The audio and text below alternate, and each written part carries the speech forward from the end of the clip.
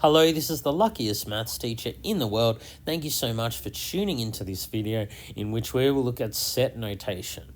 And sets come up all the time in computer science. So when we have sets, just as when we were working with logic, we need a domain of discourse. It's usually called the universe of discourse in set notation or the universal set. So we might define a universal set like this. This says U is the set of, so we need these brackets here to determine a set, the set of all natural numbers that are less than or equal to 10. So that tells us we're just looking at the natural numbers 1, 2, 3 all the way up to 10. This is called set builder notation because it kind of tells you how to build a set rather than explicitly listing the elements that are in the set. So here we have the set A, 3, 4, 5, and B, the set 2, 4, 6. Again, we need these squiggly brackets to denote a set. So this notation here means the cardinality of A. It just means how many elements are in A. So there are 3 elements in A and 3 elements in B. So here is written the statement A equals B. Two sets are equal if and only if they have exactly the same members. So clearly this statement here is false. A and B are different sets because there are some elements in A that are not in B and vice versa. So this statement here says 3 is an element or a member of A. 3 is clearly in A, so that statement is true. This one says 3 is an element of B. B contains no such element, and so that statement's false. So this notation here says A is a subset of B.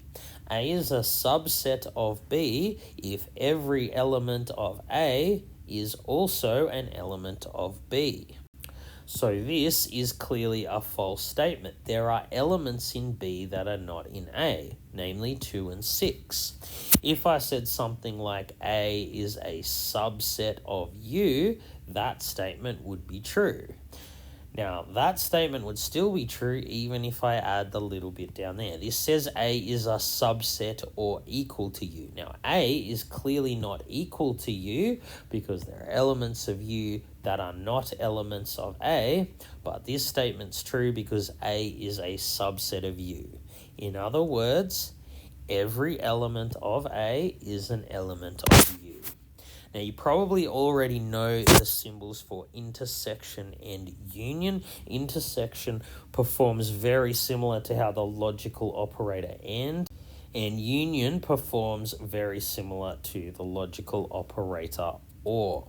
So, in this set, we can read it like A and B. That contains all the elements in A, and B, that is the elements in both. That's just the element 4. This set here is called a singleton because it contains only one member.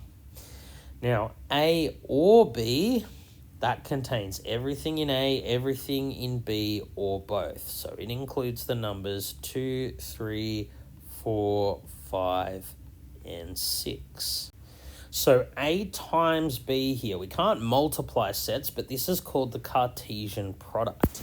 It is the set of all ordered pairs such that the first element is from A and the second from B. So that would include pairs like 3, 2, 3 from A, 2 from B. Notice we're always listing elements from A first, because A was listed first in this product.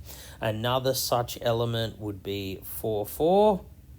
There would be 9 such elements here. I won't list them all, but the Cartesian product is the set of all such elements. All ordered pairs such that the first element's from A and the second's from B. Other examples that would be included in the Cartesian product, 5, 6, 5, 4, 5, 2.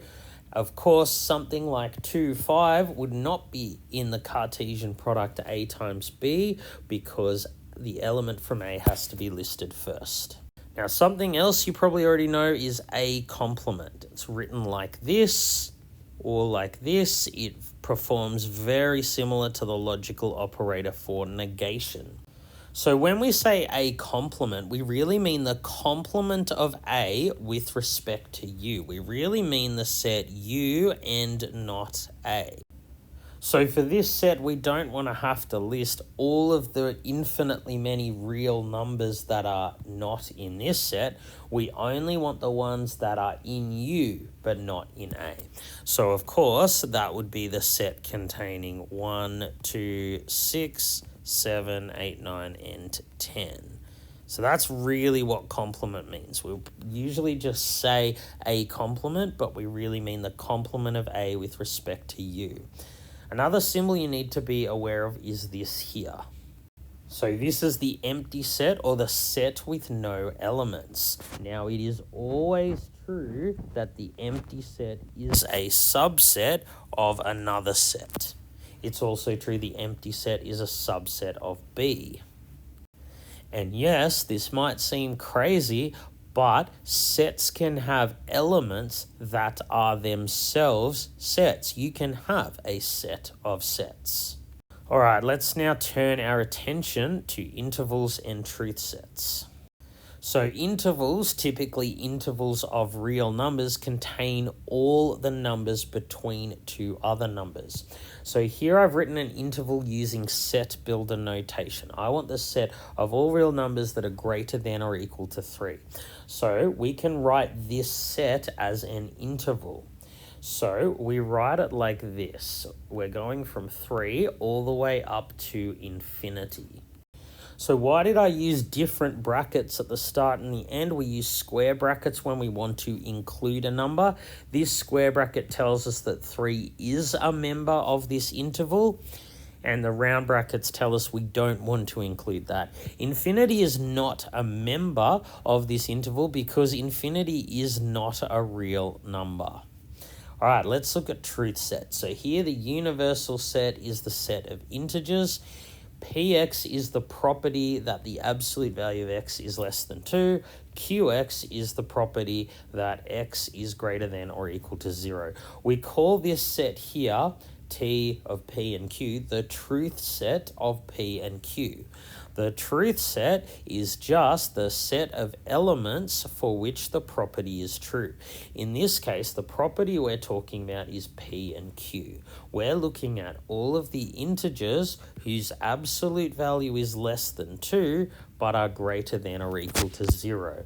Now, of course, for P, the numbers, or the integers, whose absolute value is less than 2 are just these 3 integers here. And of course for Qx, this is an infinite set. This includes the integers 0, 1, 2, and so on. So the only members of P and Q are 0 and 1. The truth set of P and Q is the set 0, 1. So that is the set of all integers such that this is true of all integers in the set. This is true of all integers in the set. All right, thank you so much for tuning into this video. This has been the luckiest maths teacher in the world. Have a great day.